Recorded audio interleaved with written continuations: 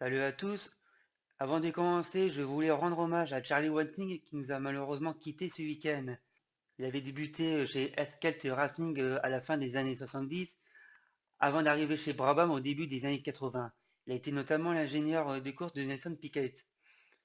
En 1988, il va rejoindre la FIA en tant que délégué technique, avant de prendre le poste de directeur de course en 1997.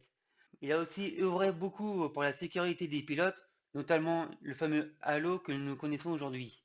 Il est décédé jeudi à l'âge de 66 ans à Melbourne. Salut Charlie.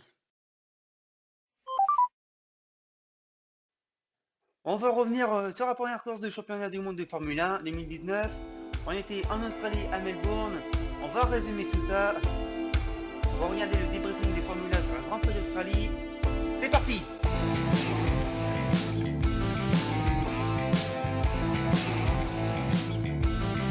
Faisons un petit résumé déjà. Une course solide du vainqueur qui s'appelle Valtteri Bottas. Deuxième, on a retrouvé Lewis Hamilton. Troisième, c'est surprenant, c'est Max Verstappen sur sa Red Bull Honda. Ferrari qui se chie dessus. Renault, Ricciardo, c'est pas ça. Giovinazzi, très brouillon. Williams, non, j'ai rien dit. Bon, la course était assez moyenne quand même. Ça a mis beaucoup de temps à démarrer malgré tout. On a quand même eu des bonnes actions en piste, ça, je vais pas le nier. On n'a pas eu de safety car, tant pis. On va déjà commencer par Valtteri Bottas, le vainqueur surprise. Alors lui, il a réussi un super départ. Il a maîtrisé la course comme il fallait. Le meilleur temps qu'il voulait faire à tout prix, il avait même suggéré à son équipe de faire un arrêt au stand pour essayer de le garder. Ils ont plutôt été conservateurs là-dessus. Et heureusement, parce que je pense que la victoire lui aurait échappé. Et de plus, il a eu un petit mot très sympa pour ses détracteurs en fin de course. Il a juste demandé qu'ils aillent se faire foutre. Voilà. L'autre pilote qui nous intéresse sur le podium, c'est Max Verstappen. Troisième avec sa Red Bull Honda. Et oui, Honda n'avait pas encore fait de podium depuis son retour en Formule 1. Les années McLaren ont été très dures. L'année de transition avec Toro Rosso s'est assez bien passée. Et à voir que le travail s'est concrétisé avec Verstappen ce week-end, c'est juste du bonus. Je pense que McLaren peut se poser beaucoup de... Tant qu'on parle de McLaren, ils n'ont pas eu un week-end facile non plus. Même si Lando Norris a réussi à faire une 8e place sur Hongrie lors des qualifications, la course a été un peu mitigée. Et de plus, Carlos Sainz a abandonné. Pas mieux non plus. Il y a aussi une image que j'ai adoré voir ce week-end, c'est Nigel Mansell qui roule encore. Hein? Quoi? C'est pas Mansell? Bah, c'est qui dans Ferrari? Ah, c'est Vettel. Ça lui voit pas la moustache. Déjà que l'année dernière c'était la coiffure, mais là... D'ailleurs, on a eu une petite surprise de Vettel, c'est son interview sur Canal+. En français? Bon, c'était moyen. Qu'est-ce qu'on pourra dire d'autre? Ah oui, on n'a pas eu une belle course non plus pour Pierre Gasly ce week-end. Très mal qualifié le samedi.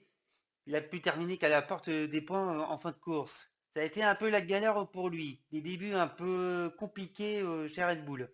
D'un autre côté, il y a aussi Charles Leclerc, le monégasque, qui n'a pas passé un week-end facile. Même si son résultat est parfait, il a connu une petite faute en début de course avant qu'on lui demande de geler les positions en fin de course. Déjà des consignes chez Ferrari. Et d'ailleurs, parlons-en de Ferrari. Parce que ce week-end, au niveau stratégie, c'était zéro. Ah, ils se sont carrément vautrés. Bon, déjà, ils ont essayé de faire le maximum pour essayer d'accrocher le podium. Mais n'empêche, ce week-end, ils terminent derrière au Red Bull. Et ça, c'est inquiétant. Bon, ok. Melbourne, Albert Park, tout ça, c'est un circuit qui est vraiment atypique. Je l'ai dit, ça représente pas toute la saison. Mais quand même, il faut se poser des questions à la Scuderia. Qu'est-ce qui a merdé? Parce que je pense quand même que Ferrari aurait pu accrocher un podium, voire même aller titiller la victoire. Mais bon, en qualif, se faire prendre 7 dixièmes par le poleman, quand on est troisième sur la grille, ça pique. Et puis la course a confirmé de ce qu'on avait vu, donc tout ça pour ça. Là, franchement, il y a beaucoup de questions à se poser chez les Italiens. Ils ont intérêt à redresser la barre. Bon, si Ferrari a mal commencé sa saison, on peut aussi en dire autant pour Renault.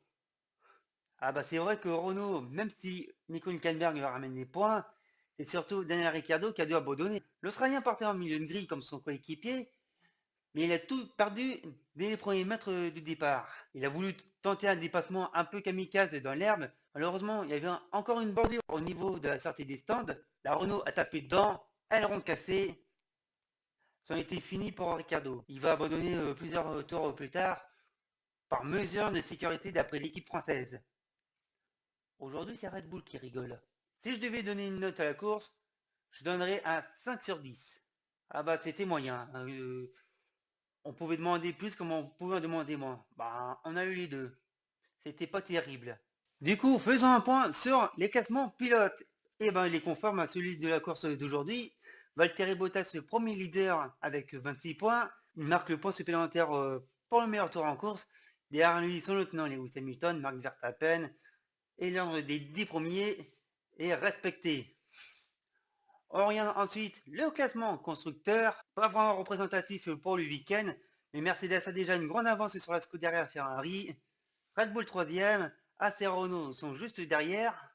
Seul McLaren et Williams ne marquent de points pour ce week-end. La prochaine course c'est dans 15 jours à Bahreïn. On va se faire une petite présentation. C'est parti!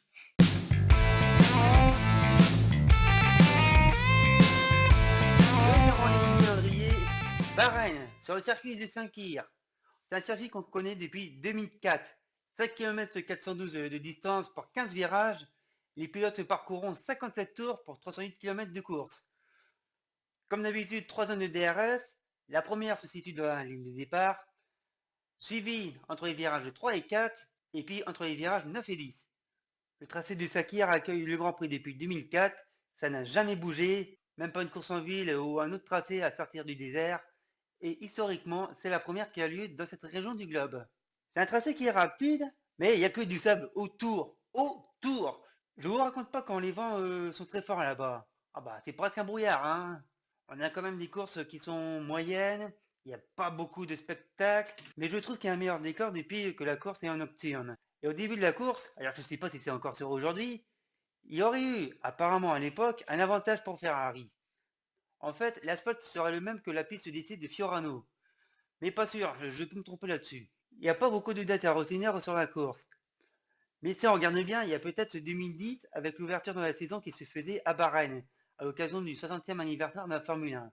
À cette époque, les organisateurs se sont dit, cette fois la course, on l'organise sur la version endurance du circuit. Vous voyez, la petite portion qui est juste là. De 5 km 412, on passait à 6 km 3. Mais on s'est fait chier! Ah, la course était longue, sans intérêt et inutile. Vraiment inutile. On connaît des lancements pourris en Formule 1, mais alors là c'est le pire. Mais vraiment, autre date à retenir, 2014. Course anniversaire, cette fois il sort sur le grand jeu, je l'ai dit auparavant, la course de nuit. Pas mal la photo, hein? En plus, duel acharné avec Lewis Hamilton et Nico Rosberg à l'époque sur Mercedes. Gros fight sur la fin de course.